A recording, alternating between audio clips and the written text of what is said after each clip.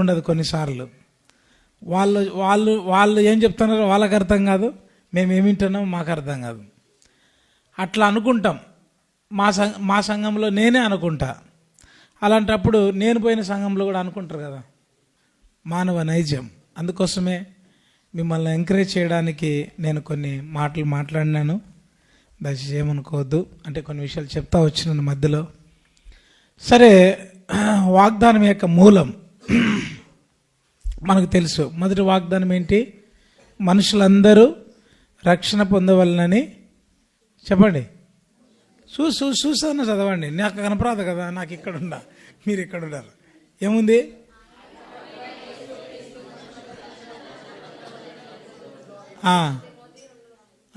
రెండవది, మూడవది,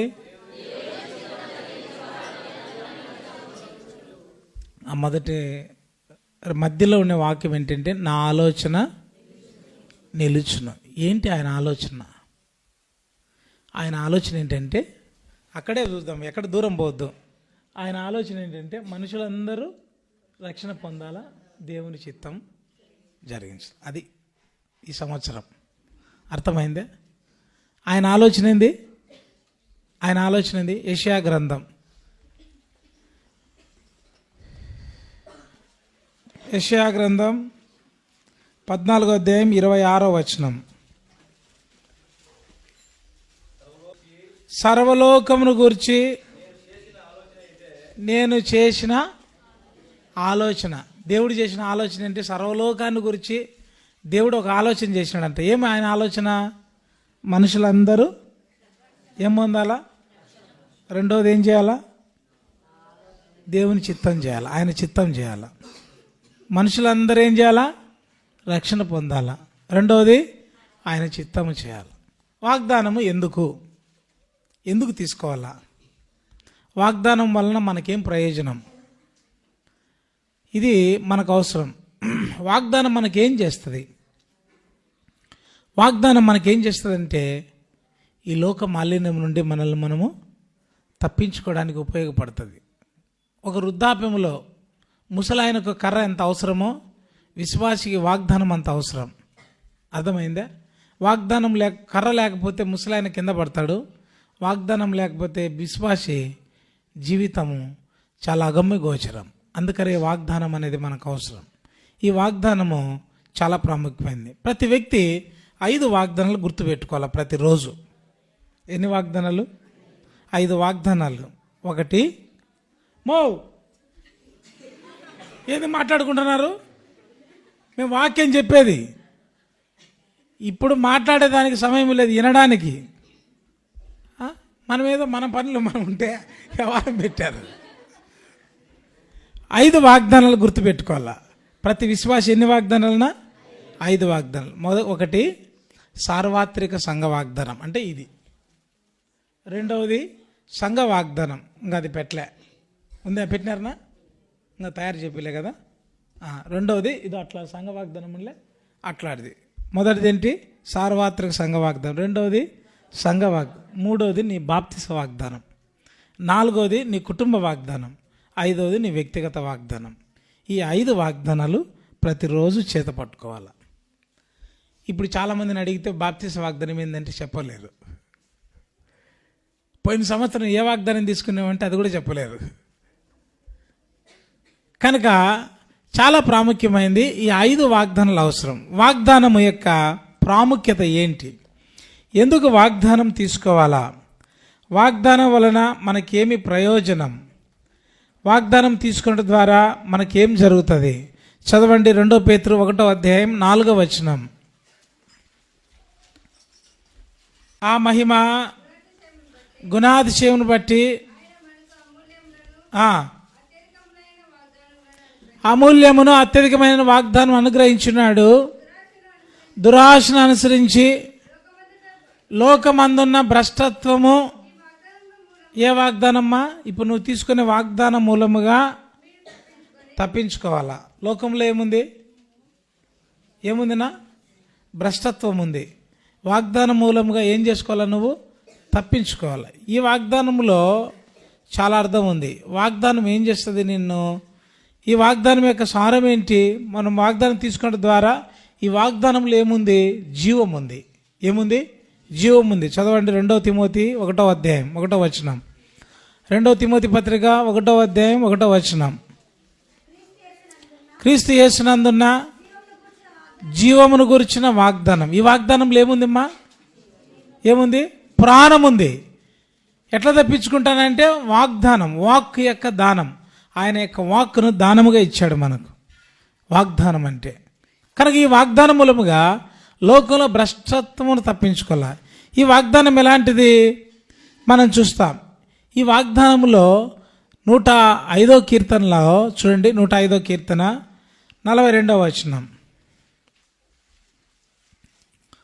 105వ కీర్తన. ఏ వాగ్దానం ఇది? పరిశుద్ధమైన వాగ్దానమును. మనుషులు చేసే వాగ్దానాలు కావు ఇవి.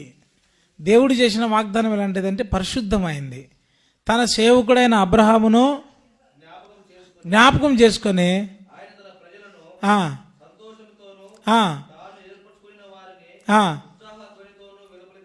అది వాగ్దానము సంతోషముతోనూ ఉత్సాహ ధ్వని అంటే కార్యసాధకం చేయింది. అందుకే ఈ వాగ్దానము ఇప్పుడు అందుకే రాయబడింది ఒక మాట. ఏమని రాయబడింది? ఇస్సాకు వలనైనదే నీ సంతానం. ఎందుకు? వాగ్దానం వలన పుట్టినాడు. ఆ వాగ్దానమే ఇప్పుడు మనల్ని కూడా ఏం చేస్తుంది? ఏం చేస్తుందమ్మా? వాగ్దానం కుమారులుగా చేస్తుంది. ఈ వాగ్దానం ఎవరైతే తీసుకుంటారో వాళ్ళు దేవుని కుమారత్వంలోనికి వస్తారు. గలతీ పత్రిక. చాలామంది ఇండ్ల కాడు ఉండి తీసుకురమ్మంటారు. వాళ్ళకి తీసుకుపోవకండి.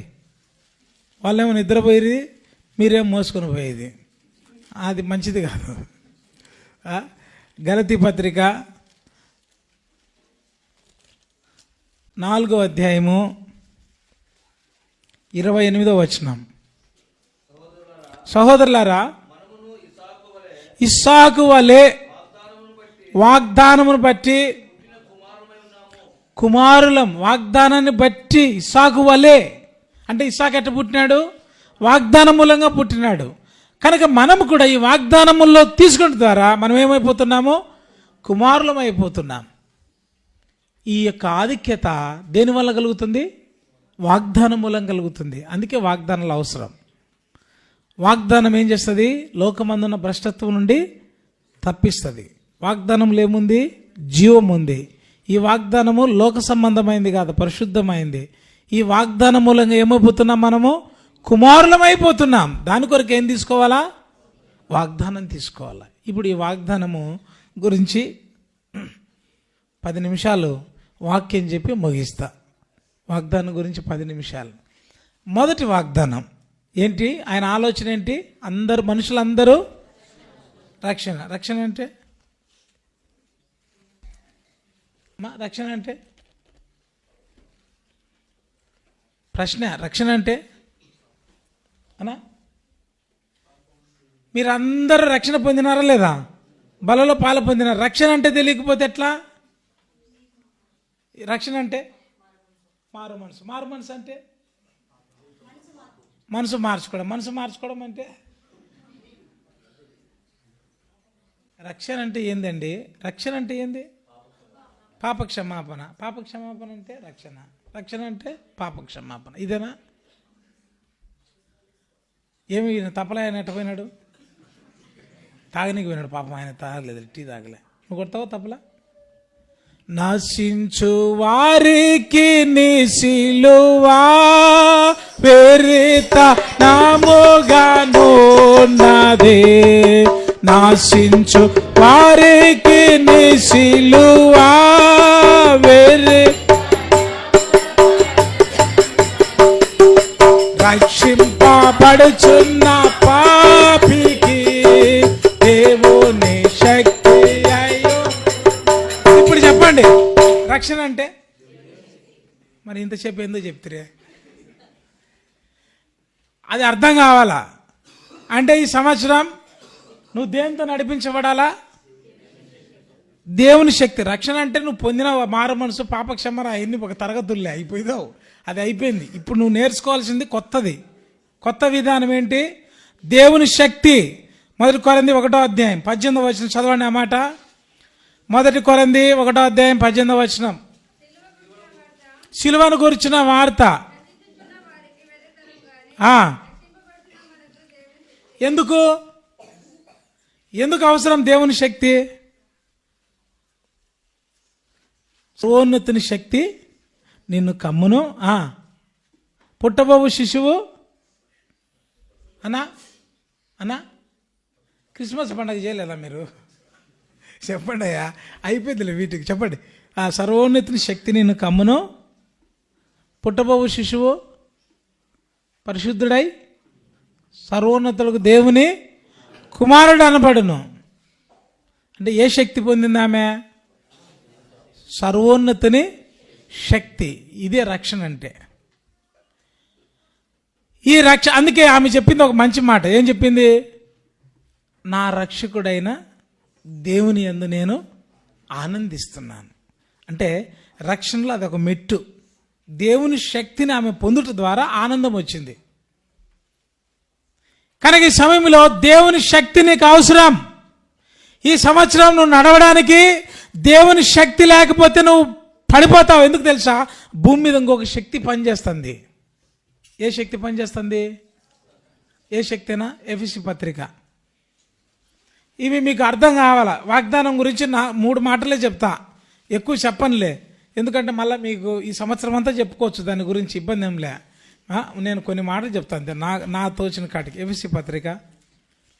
కనుక మనం చూస్తూ పోతే వాయుమండల సంబంధమైన అధిపతిని అనగా ఇప్పుడు ప్రేరేపించు, ఆ మాట చదివినాం మనం.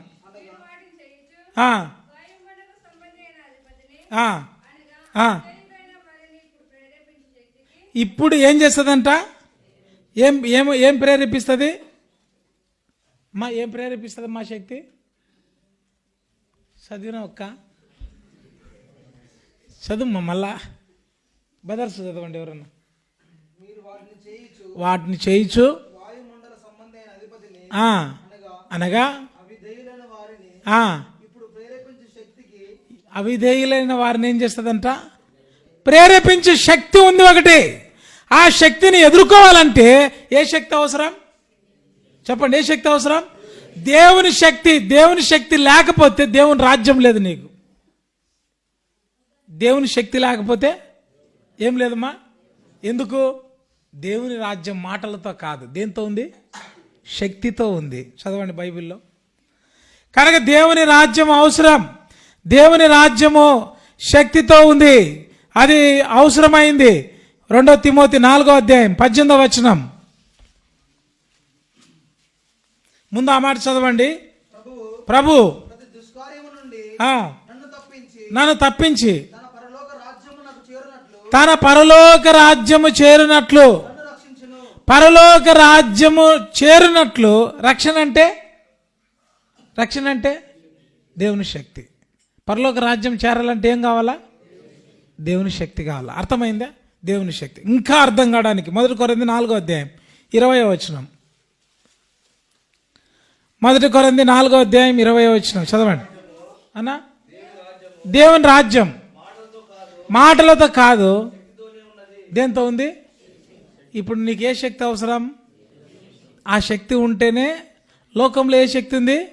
అవిధేయత ప్రేరేపించే ఒక శక్తి ఉంది, దుష్ట శక్తి. సాతానుడు వాని ఎదుర్కోవడానికి ఏ శక్తి అవసరం? దేవుని శక్తి. రక్షణ అంటే అర్థమైంది ఇప్పుడు? ఏమ్మా రక్షణ అంటే అర్థమైందా? ఈ శక్తిని ఎట్లా పొందాలా? ఇది కూడా అవసరం కదా. నా శక్తి అని చెప్పినా అది మేము పొందేటట్టు చెప్పున్నంటే అది కావాలి కదా. ఇప్పుడు ఏమన్నా కరెక్టా కదా? అది కావాలి. అది కావాలంటే ఏం చేయాలా? అది కావాలంటే ఏం చేయాలా? సింపుల్గా చెప్పు. కరెక్ట్. ఏం చేయాలా? విశ్వాసం. అపోస్తలుల కార్యం 16:30-31 చదవండి. తీసుకొని వచ్చి అయ్యలారా రక్షణ పొందుటకు మేమేమి చేయవలనని. రక్షణ పొందుటకంటే రక్షణ అంటే ఏమి చెప్పినా? దేవుని శక్తిని పొందాలంటే అయ్యలారా మేము దేవుని శక్తిని పొందాలంటే ఏం చేయాలని అడిగినారు వాళ్ళు. అందుకు వారు ప్రభు అయిన యేసునందు విశ్వాసం ఉంచుము. 7 రకాల విశ్వాసం ఉంది. ఇప్పుడు ఏడుంది టైం, మనకు 4 అయింది కనుక మళ్ళా పొద్దున చెప్దాంలే. పిల్లరా జ్ఞాపకం పెట్టుకోండి, ప్రభు అయిన యేసునందు విశ్వాసం ఉంచుము, అప్పుడు నీవును నీ ఇంటి వారును దేవుని యొక్క శక్తిని పొందుతారు. విశ్వాసం ఉంచాల. విశ్వాసం అంటే నమ్మడం. విశ్వాసం అంటే నమ్మడం. నమ్ముట ద్వారా దేవుని శక్తి నీలోనికి వస్తుంది. ఈనాడు చాలామంది దేవుని శక్తి లేదు. అందుకే కాగా మీరు బలహీనులు కాక ధైర్యం వహించుడి, మీ కార్యము సఫలమగునని బైబిల్లో మనం చదువుతాం. కనుక ఇప్పుడు ఈ శక్తిని పొందాల. శక్తిని పొందినప్పుడే అంటే విశ్వాసం ఉంచాల. ఏముంచాల? ఈ యొక్క శక్తి కావాలంటే ఏం కావాలా? విశ్వాసము ద్వారా పొందుతాం. అందుకే బైబిల్లో మనం దరిద్రులమైన కూడా విశ్వాసం ముందు మనం ఎవరము? భాగ్యవంతులం, ధనవంతులమని యాకోబు పత్రికలో మనం చూస్తాం. కనుక ఇది నమ్ము ప్రతి వానికి ఇది ఏం కలుగుతుందంట? దేవుని శక్తి కలుగుతుంది. చూడండి దేవుని యొక్క వాక్యంలో 1 కొరింథీ 1వ అధ్యాయం 21వ వచనం.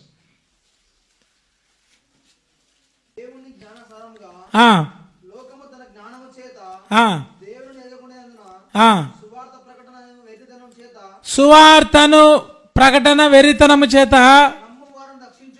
నమ్మువాని రక్షించుటకు దేవుని దయాపూర్వకమైన సంకల్పం అది. నువ్వు నమ్మటం ద్వారా పొందుతావు ఇది. ఇప్పుడు శక్తి అంటే రక్షణ అంటే అర్థమైంది, అది ఎట్లా పొందాలనో అర్థమైంది. పొందిన తర్వాత ఏం చేయాలా? బైబిల్ కొనకచ్చుకున్న తర్వాత ఏం చేయాలనా? మరి అది చెప్పలేకుండా రే, అర్థం కాలేదా? అందుకే బైబిల్ ఏముందంటే 1 పేతురు 2వ అధ్యాయం 3వ వచనం. 1 పేతురు 2వ అధ్యాయం 3వ వచనం. ప్రభు దయాళుడని అంటే దేవుని శక్తిని పొందిన ఎడలా ఏం చేయాలంట? సమస్తమైన దుష్టత్వమును, సమస్తమైన కపటమును, వేషధారను, అసూయను మాని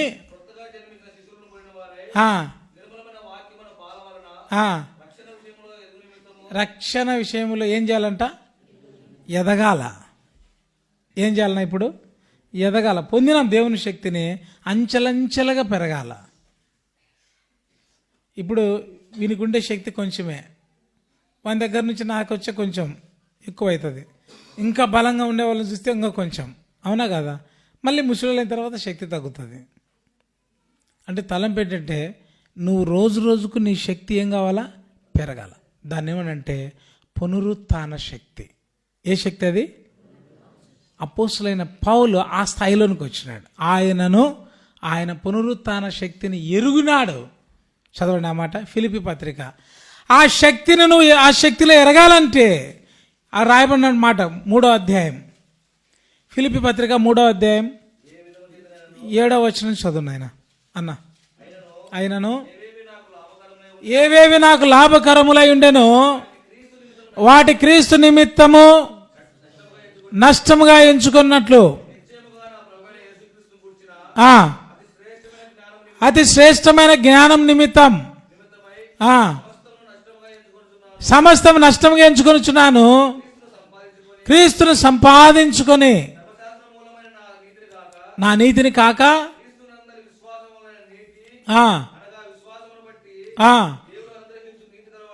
నీతి గలవాడినై అగుపడి నిమిత్తము మృతులలో నుండి నాకు పునరుత్థానము కలగవలనని ఆయన మరణ విషయంలో ఆయనను ఆయన పునరుత్థాన బలమును ఎరుగు నిమిత్తము ఆయన పునరుత్థాన బలం, ఆయన శక్తి, పునరుత్థానం యొక్క శక్తిని ఎరుగు నిమిత్తము శ్రమలలో ఏమైనాడంట? పాలివాడు. ప్రియులారా గుర్తుపెట్టుకోండి, రోజు రోజుకి ఎదగాల, ఆ రక్షణలో ఎదగాల. చాలా పర్యాయాలు రక్షణ విషయంలో ఎదగడంలే. అందుకే మీరు పాలు తాగవలసిన వారే కానీ ఎదిగినోనికి మంచి ఆహారం, పిల్లోనికి మంచి ఆహారం పెడితే ఊపిరాడక చేస్తాడు. అర్థం కాలే? చిన్న పిల్లోనికి ఈ కేక్ పెట్టినారనుకో గొంతు పట్టుకుంటుంది. ఇది గొంతు పట్టుకుంటే కేకే ఇది. అందుకే వెంటనే నీళ్ళు ఇచ్చినారు మీకు. అందుకే నేను తినలే, ఆడబెట్టినా మళ్ళీ తిందాంలే అని. అర్థం కాలే? కనుక మన జీవితంలో జ్ఞాపకం పెట్టుకోండి, రక్షణ విషయంలో ఏం చేయాలా?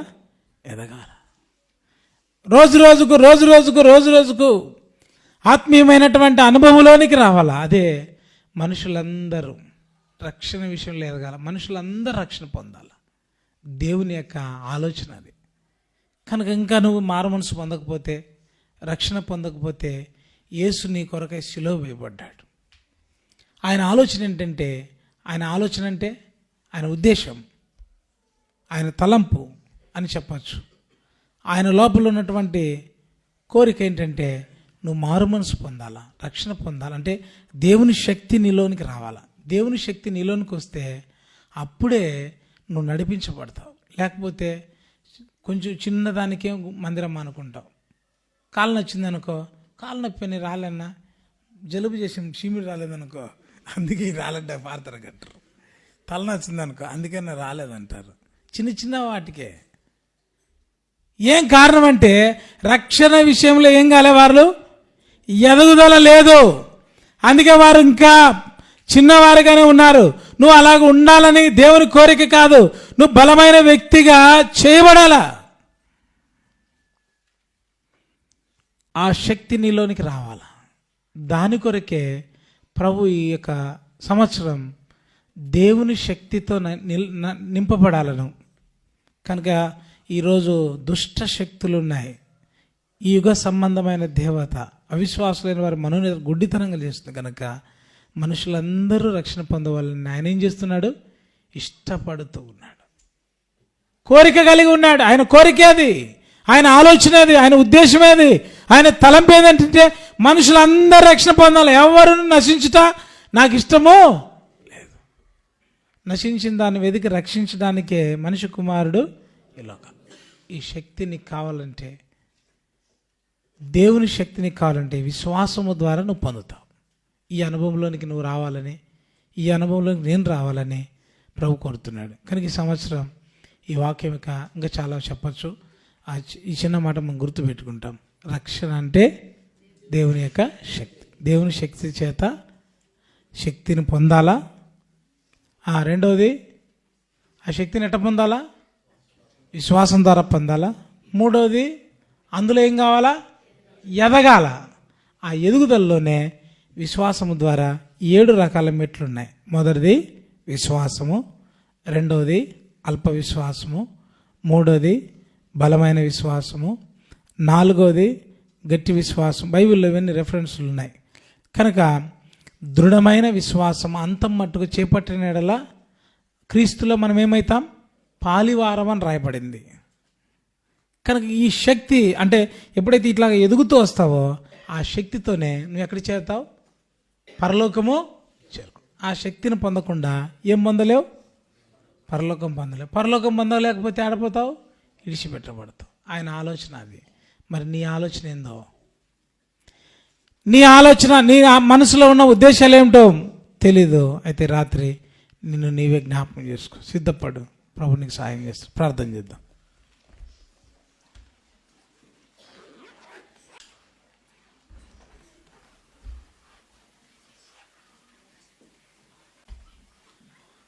రండి అంకుల్.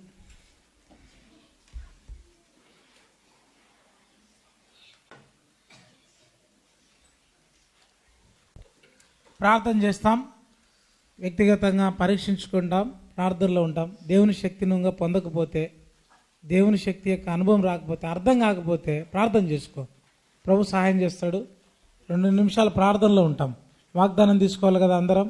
మంచిగా ప్రార్థన చేసుకోండి, సిద్ధపడండి. ప్రభువును మంచి వాగ్దానం ఇమ్మని అడగండి. ఒకరు చూసి ఇట్లా ఇది బాగలేదని తీసి మళ్ళీ కూడా తీసుకుంటారు. అట్ట కాకుండా ప్రార్థన చేయండి. ముందు ప్రార్థన చేసుకొని తీసుకోండి. ప్రభు అది మీ జీవితంలో నెరవేరుస్తాడు. కనుక 2 నిమిషాలు మౌనంగా ప్రార్థనలో ఉంటాం. కళ్ళు మూసుకోండి, ఎవరిని చూడొద్దు. అయ్యా లేచిపోద్దయ్యా, వాగ్దానం తీసుకోవు, తొందరరా. అంకుల్ చెప్పినాడా, సరేపో. అమ్మా బయట ఉండేవాళ్ళు ఇంకా కచేరీ ఆపి ప్రార్థన చేసుకోండి వాగ్దానం కోసం. మంచి వాగ్దానం ప్రభువా, నా కుటుంబానికి, నా పిల్లలకు, నాకు, నా భర్తలకు ఇవ్వండి ప్రభువా అని ప్రార్థన చేసుకోండి. కళ్ళు మూసుకొని ప్రార్థనలో ఉండండి. మీ మంచి వాగ్దానాల కొరకు ప్రార్థన చేసుకోండి. నేను కూడా ప్రార్థన చేసుకుంటా, మీరు చేసుకోండి. ఏదో చేసుకునేమమ్మ చేసుకుని రెండుసేపు ఉండు నాయన, అది తీసే ఇంకా సార్లే అయిపోయిందిలే. కనుక రెండుసేపు కళ్ళు మూసుకొని ప్రార్థనలో ఉండండి, ఎవరిని చూడొద్దు. ప్రేమ కలిగిన పరలోక తండ్రి యేసు ప్రభువా, వందనాలు స్తోత్రాలు చెల్లిస్తున్నాము. సంవత్సరం అంతా కాపాడుతూ వచ్చినారు. మీ శక్తి చేత మేము నడిపించబడి, మీ మేలు చేత మేము నడిపించబడినట్లుగా సహాయం చేయవలసిందిగా ప్రార్థన చేయించున్నాం. దయగలిగిన తండ్రి, నమ్మదగిన దేవా, గత సంవత్సరాల్లో మీరు వాగ్దానం నుంచి నెరవేర్చినారు. వాగ్దానం చేసిన దేవుడు నమ్మదగిన వాడని సెలవిచ్చినారు. ప్రభువా, ఈ సమయంలో మరొకసారి మీ పాసనకు వస్తున్నాం. ఈ 2020 సంవత్సరంలో మాకు మంచి వాగ్దానములు దయచేయం ప్రభువా. మా జీవితాలు మీ చేతుల్లో పెడుతున్నాం, సహాయం చేయండి, కనికరించండి ప్రభువా. మేము శ్రేష్టమైన వాగ్దానమును పొంది మా జీవితంలో ఈ సంవత్సరం అంతా కూడా సుఖ సంతోషాలతో, సమాధానములతో, ఆరోగ్యములతో జీవించడానికి సహాయపడండి, కనికరించవలసిందిగా ప్రార్థన చేయించున్నాము. బేతేల్లో ప్రభువా మమ్మల్ని అటు సిద్ధపరచండి, మా మనసులను సిద్ధపరచండి, మా ఆలోచనలు సిద్ధపరచు ప్రభువా. మా ఊహలన్నింటిని కొట్టివేయమని యేసు ప్రభునామమున ప్రార్థిస్తున్నాము తండ్రి, ఆమేన్. కూర్చోండి.